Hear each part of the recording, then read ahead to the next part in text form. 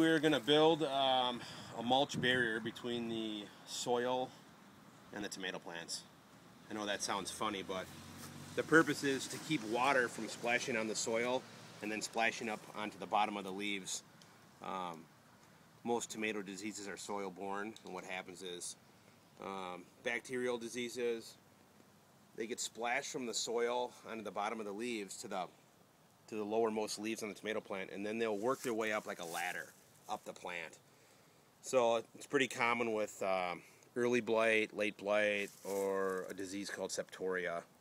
It's a similar. They're all leaf diseases, which basically will over time defoliate your plants. So what you want to do is, in this case, we're just going to use straw, and we'll put it on like 2 inches thick, so that when it rains, they don't get splashed. So it's just as simple as just putting it down and then putting it around the base of all your tomatoes. You just want to create a barrier.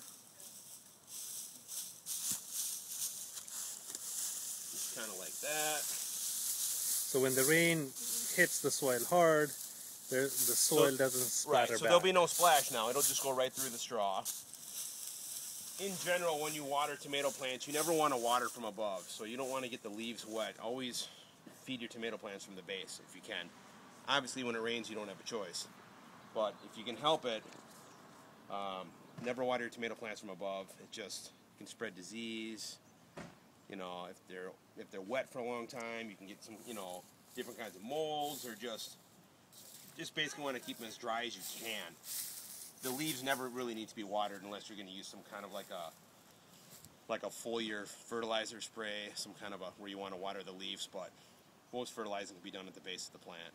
So this is just a general good idea. You can use straw, probably stay away from hay, it has seeds in it.